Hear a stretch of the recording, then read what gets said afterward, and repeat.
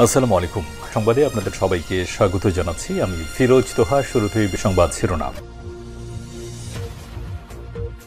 বাংলাদেশের সর্বশেষ গুরুত্বপূর্ণ আপডেট সংবাদে আপনাকে স্বাগত। শুরুতেই সংবাদ শিরোনাম, পরে বিস্তারিত। শুরুতেই জানাবো, তথ্য প্রযুক্তি খাতে নিয়ন্ত্রণ ভারত ও শেখ পরিবারের হাতে। শেখ হাসিনার পতনে ৬ মাস পার হলেও দেশের তথ্য প্রযুক্তি খাত এখনও পুরোটাই ভারত ও ফ্যাসিবাদের দোসর শেখ পরিবারের নিয়ন্ত্রণে রয়েছে বলে জানিয়েছে দৈনিক আমার দেশ। ক্ষমতায় আসার পর শেখ হাসিনা সরকার নানা অপকৌশলে খাতটি শেখ পরিবারের ঘনিষ্ঠ ব্যবসায়ী, রাজনৈতিক ও সরাসরি ভারতীয় প্রতিষ্ঠানের হাতে তুলে দেয়। এরপর জানাবো, গুলশানে বিলাসবহুল ভবনের মালিক টিউলিপ। ক্ষমতাচ্যুত সাবেক প্রধানমন্ত্রী শেখ হাসিনার ছোট বোন শেখ রেহানার মেয়ে, ব্রিটেনের লেবার দলীয় পার্লামেন্টের সদস্য টিউলিপ সিদ্দিকের নাম ঢাকার গুলশানে বিলাসবহুল এক 10তলা অ্যাপার্টমেন্ট ভবনের বাসিন্দা হিসেবে তালিকাভুক্ত ছিল। সম্প্রতি সম্পত্তির নামকরণ করা তার পরিবারের নামে। গত শনিবার ব্রিটেনের সংবাদ মাধ্যম দ্য টেলিগ্রাফে প্রকাশিত এক প্রতিবেদনে সব তথ্য জানানো হয়েছে। এদিকে সিরাজগঞ্জ ৬ আসনের সাবেক এমপি চয়ন গ্রেপ্তার। গাজীপুর থেকে সিরাজগঞ্জ ৬ আসনের সাবেক সংসদ সদস্য এমপি শাহজাহানপুর উপজেলা আওয়ামী লীগের সভাপতি চয়ন ইসলামকে গ্রেপ্তার করেছে পুলিশ। জানাবো, গাজীপুরে গার্মেন্টস শ্রমিকদের মহাসড়ক অবরোধ। ২ মাসের বকেয়া বেতনের দাবিতে গাজীপুর হারিকেন এলাকায় ঢাকা ময়মনসিংহ মহাসড়ক অবরোধ করেছেন সেলফ ইনোভেশন ফ্যাশন লিমিটেড এর শ্রমিকেরা। এদিকে ছাত্রদলের কয়েকজন নেতাকর্মীদের বিরুদ্ধে ফুচকার দোকানে চাঁদাবাজির অভিযোগ। চলমান ভর্তি পরীক্ষার সময় জাহাঙ্গীরনগর বিশ্ববিদ্যালয়ের জাবির ভ্রাম্যমাণ ফুচকা দোকানে চাঁদাবাজির দাবি উঠেছে শাখা ছাত্রদলের কয়েকজন নেতাকর্মীর বিরুদ্ধে। তারা বিশ্ববিদ্যালয়ে ভর্তি পরীক্ষা চলাকালে বটতলা এলাকায় কয়েকটি ভ্রাম্যমাণ দোকানে বিভিন্ন হারে চাঁদা দাবি করেছেন।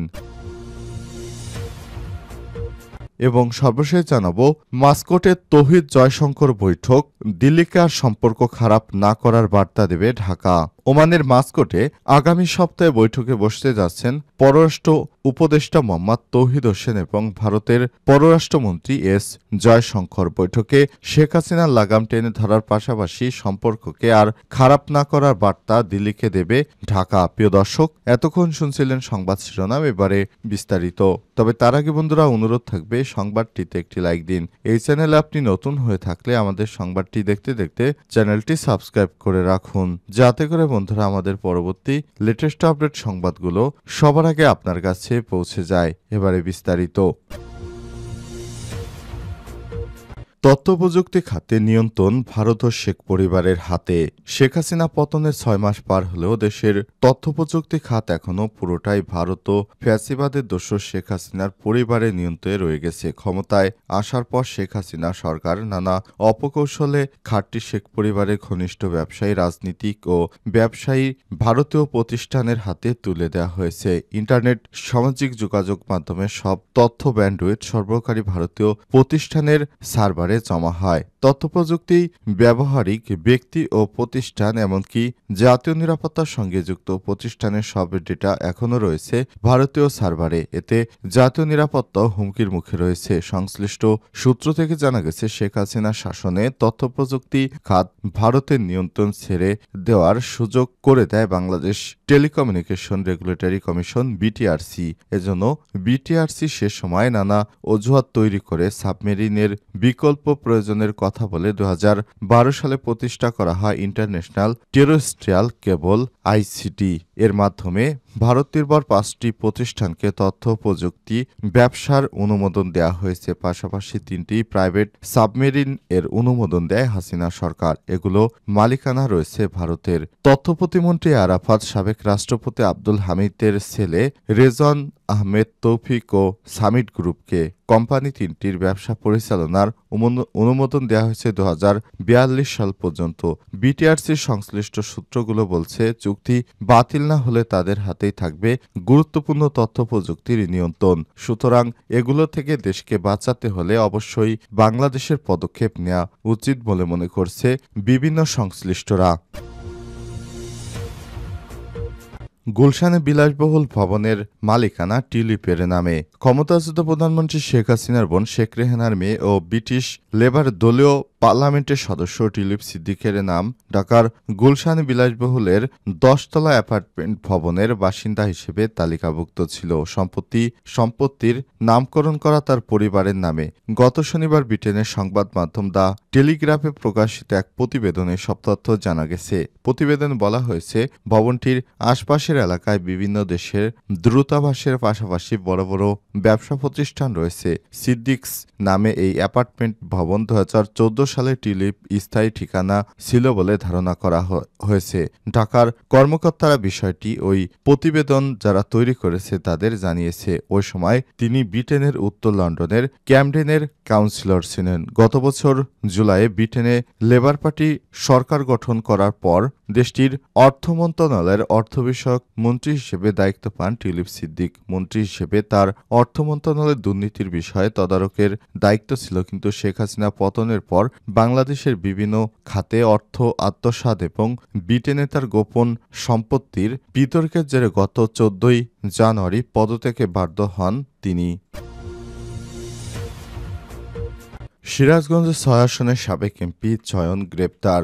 গাজীপুর থেকে সিরাজগঞ্জ 6 আসনের সাবেক সংসদ সদস্য এমপি ও শাহজাদপুর উপজেলা আওয়ামী লীগের সভাপতি চয়ন ইসলামকে গ্রেপ্তার করেছে পুলিশ। রোববার 9 ফেব্রুয়ারি দিবাগত রাত 12টার দিকে মাওনা চৌরাস্তা এলাকা থেকে অভিযান চালিয়ে তাকে গ্রেপ্তার করে যৌথ বাহিনী। বিষয়টি নিশ্চিত করেছেন গাজীপুর শ্রীপুর থানার ভারপ্রাপ্ত কর্মকর্তা ওসি জয়নুল আবেদিন মণ্ডল। তিনি জানান, গোপন সংবাদের ভিত্তিতে অভিযান চালিয়ে রোববার দিবাগত রাত 12টার দিকে মাওনা চৌরাস্তা এলাকা থেকে তাকে গ্রেপ্তার করা হয়। তার বিরুদ্ধে বৈষম্যবিরোধী ছাত্র আন্দোলনের উপর গুলি করে হত্যা মামলা রয়েছে। গ্রেপ্তারের পর তাকে গাজীপুর শ্রীপুর থানা হেফাজতে রাখা হয়েছে। অভিযোগ রয়েছে, এই সিরাজগঞ্জ 6 আসনের সাবেক এমপি চয়ন দীর্ঘদিন ধরে আত্মগোপনে ছিলেন। তার বাসা সিরাজগঞ্জ থাকলেও গাজীপুরে এসে আত্মগোপনে ছিলেন, কিন্তু শেষ পর্যন্ত যৌথ বাহিনীর অভিযানে তাকে গ্রেপ্তার করতে সক্ষম হয়েছে পুলিশের সদস্যরা। ইনি বিগত দিনে শেখ হাসিনার হয়ে বিভিন্ন অপকর্মের সঙ্গে যুক্ত ছিলেন বলেও জানা গেছে। এমপি চয়ন বাংলাদেশ থেকে ভারতে পালিয়ে যাবার বেশ কয়েকবার চেষ্টা করলেও কিন্তু শেষ পর্যন্ত তিনি সমর্থ হননি। তাই অবশেষে তিনি যৌথ বাহিনীর হাতে ধরা পড়েছেন বলে জানিয়েছে সংবাদ সংশ্লিষ্টরা। গাজীপুরে গার্মেন্টস শ্রমিকদের মহাসড়ক অবরোধ। 2 মাস বকেয়া বেতনের দাবিতে গাজীপুর হারিকেন এলাকায় ঢাকা ময়মনসিংহ মহাসড়ক অবরোধ করেছেন সেলফ ইনোভেশন ফ্যাশন লিমিটেডের পোশাক শ্রমিকরা। ময়মনসিংহের ইমাম পরিবহনের যাত্রী আবু হানিফ জানান, আমি জরুরি কাজে ময়মনসিংহ যাচ্ছিলাম, কিন্তু রাস্তা অবরোধ থাকার কারণে আটকে গেছি। গাড়ি নড়ছে না, ভীষণ কষ্টকর পরিস্থিতি। শ্রমিকদের দাবির যৌক্তিকতা থাকতে পারে, তবে এমনভাবে রাস্তা বন্ধ করলে হাজার হাজার মানুষ সমস্যায় পড়বে। রোববার 9 ফেব্রুয়ারি রাত 9টা 15 শুরু হওয়া এই অবরোধের ফলে মহাসড়কের উভয় পাশে দীর্ঘ যানজটের সৃষ্টি হয়েছে। এতে সাধারণ যাত্রী পরিবহনের চালকরা চরম দুর্ভোগে পড়েছেন। খবর পেয়ে শিল্প পুলিশ ও স্থানীয় প্রশাসনের কর্মকর্তারা দ্রুত ঘটনাস্থলে পৌঁছে শ্রমিকদের সঙ্গে আলোচনা শুরু করেছে। শিল্প পুলিশের উপ পরিদর্শক এসআই ইসমাইল হোসেন বলেছেন, শ্রমিকদের অভিযোগ তারা গত 2 মাস ধরে বেতন পাচ্ছেন না। এ নিয়ে তারা একাধিকবার কারখানা কর্তৃপক্ষের কাছে দাবি জানালেও কোনো ধরনের সমাধান হয়নি। গার্মেন্টস শ্রমিক ট্রেড ইউনিয়ন কেন্দ্র গাজীপুর জেলার সভাপতি জিয়াউল কবির খোকন বলেছেন, শ্রমিকরা দীর্ঘদিন ধরে বকেয়া বেতন পরিশোধের দাবি জানিয়ে আসছিল, কিন্তু কর্তৃপক্ষ কোনো উদ্যোগ নেয়নি। শ্রমিকরা যেন দ্রুত তাদের পাওনা পান সে ব্যবস্থা করা জরুরি। সূত্র ইত্তেফাক।